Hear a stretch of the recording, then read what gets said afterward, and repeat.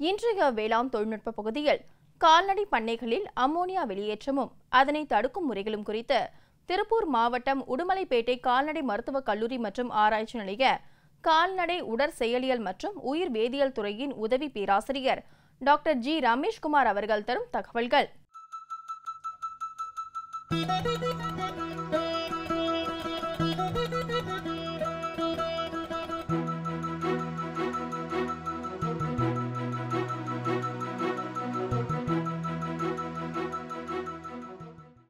நான் இன்னைக்கு எதை பற்றி பேச போகிறேன்னா, நம்ம கால்நடை மற்றும் கோழி பண்ணைகளில் வெளியேறும் அமோனியா வாயுவின் தாக்கமும் அதை தடுக்கும் முறைகளும். ஓகேவா?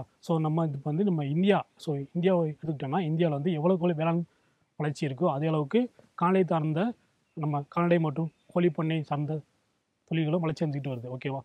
இதுலேருந்து நம்ம எவ்வளோக்கு உற்பத்தி அதிகமாகுதோ அதே அளவுக்கு அதுலேருந்து வெளியேறும் நம்ம வாயுக்களும் நம்ம கழிவுகளும் அதிகமாகிட்டே வருது. அதனால் நம்ம சுற்றுச்சூழலுக்கு ஏதாவது பாதிப்பாக கேட்டால் பாதிப்பு இருக்குது. பாதிப்பு இருக்குது. நம்ம இப்போ உள்ள ஆய்வறிக்கை பார்த்திங்கன்னா, சைனா போன்ற பெரிய பெரிய கண்ட்ரியில் பார்த்திங்கன்னா நம்ம 58 to 2.1% நம்ம சுற்றுச்சூழல் பாதிப்பு இருக்குது அப்படின்றாங்க. இது மூலிமா நம்ம கால்நடை மற்றும் கோழி பண்ணையிலேருந்து வெளியேற அந்த மலக்கழிவு, அது மலக்கழிவுன்னு சொல்லாமல் நம்ம கழிவுன்னு சொல்லிக்கலாம். அந்த கழிவில் வருது. நம்ம அந்த பண்ணை எடுத்துக்கிட்டோம்னா, பண்ணையிலேருந்து வெளியேற நம்ம என்ன சொல்கிறது, மாசுற்ற நச்சு வாயுன்னு சொல்லுவாங்க. அப்புறம் மலக்கழிவு, இது ரெண்டுமே அளவுக்கு அதிகமாக வெளியேறுது. அதுலேருந்து வர்றது 2 வாயுக்கள் இருக்கும். ஓகேவா? நம்ம அமோனியான்னு எடுத்துக்கலாம், அப்புறம் சல்ஃபூரிக் அமிலம். இது ரெண்டுமே காமனாக வெளியேறுது. இதனால நம்ம சுற்றுச்சூழலுக்கு என்ன பாதிப்புனா, நம்ம சுற்றுச்சூழலும் பாதிக்கப்படுது. அதே நேரம் நம்ம கால்நடைகளுக்கும் பாதிப்பு ஏற்படுது. அதனால் நம்ம மனித வளத்துக்கும் ஒரு சில பாதிப்புகள் ஏற்படுது. இப்படியாப்பட்ட அமோனியா வாயு நம்ம இத்தனை பாதிப்பை ஏற்படுத்துது. அதை எப்படி கட்டுப்படுத்தலாம், அதை பற்றி நான் அன்றைக்கி உங்களுக்கு எலாபரேட்டாக சொல்ல போகிறேன். ஃபஸ்ட்டு அமோனியா எப்படி உற்பத்தி ஆகுது. நம்ம இப்போ கோழி பண்ணையோட கழிவு இருக்குது. அந்த கழிவு பார்த்திங்கன்னா ஒரு கூழ்நிலையில் இருக்கும், நம்ம திடத்தரு நிலையில் இருக்கும். ஓகேவா? அந்த கழிவு நம்ம டிராப்பிங்ஸாக வெளியேறும்போது என்ன ஆகுன்னா, அது ஃபஸ்ட்டு யூரிக் அமிலமாக இருந்துட்டு அது வரும் நம்ம முன்னீர் மூலயமா நம்ம சிதைமாற்றம் ஆகிட்டு நம்ம அமோனியம் வாயுவாக வரும். அந்த அமோனியம் வாயு மறுபடியும் அமோனியாவாக வெளியேறும். அதே மாதிரி நம்ம மாடு போகிற சாணத்துலேயே அந்த அமோனியா வாயு வெளியேறுது. ஓகேவா? அந்த அமோனியா வாயுவோட அடர்த்தினா இவ்வளோ அளவு.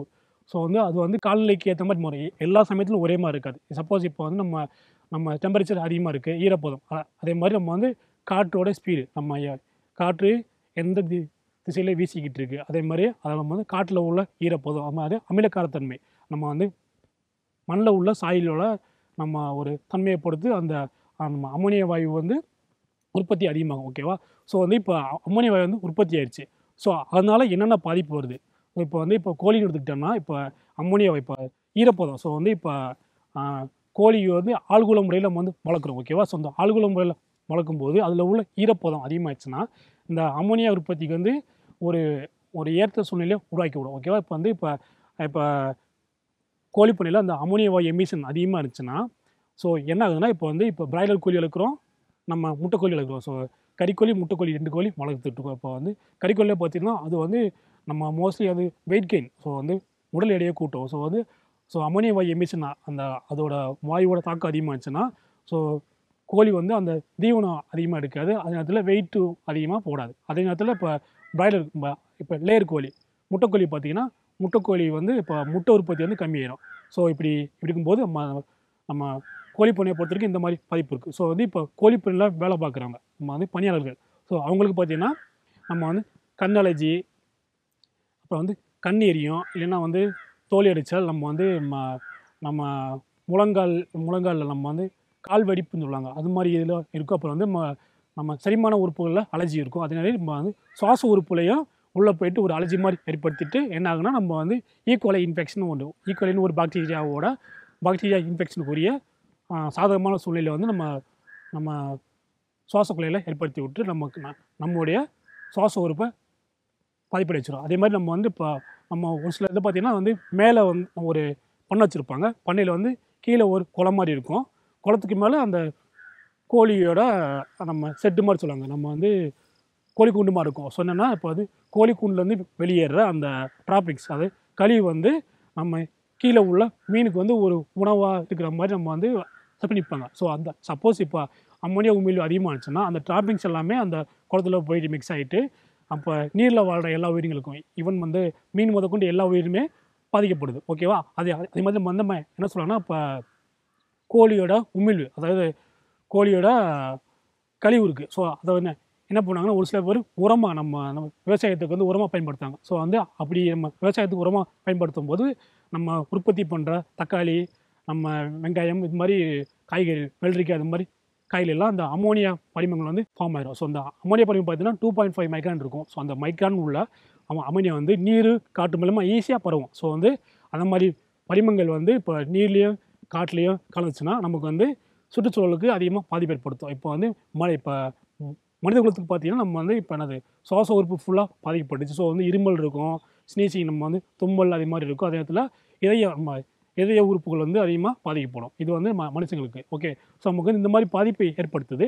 நம்ம இதை எப்படி கட்டுப்படுத்தலாம் அப்படின்னு பார்த்தீங்கன்னா நம்ம வந்து மூணு விதமாக எடுத்துக்கலாம். ஒன்று வந்து அதுக்கு நம்ம வந்து ஃபஸ்ட்டு நம்ம இப்போ கோழிப்பண்ணை அமைக்கிறோன்னா அதுக்குள்ளே நம்ம வந்து ஆழ்குள முறையில் வந்து இப்போ மோஸ்ட்லி கோழிப்பண்ணையெல்லாம் தான் வளர்ப்பாங்க. ஸோ ஆழ்குள முறையில் நம்ம வந்து என்னென்ன யூஸ் பண்ணோன்னா நம்ம வந்து அந்த பெட்டிங் மெட்டீரியல் பெட்டிங் மெட்டீரியல் நம்ம வந்து கீழே போடுற நம்ம ஆழ்குள அப்படிம்பாங்க. அது வந்து நம்ம வந்து தேங்காய் மட்டை நார் இருக்கும். ஓகேவா?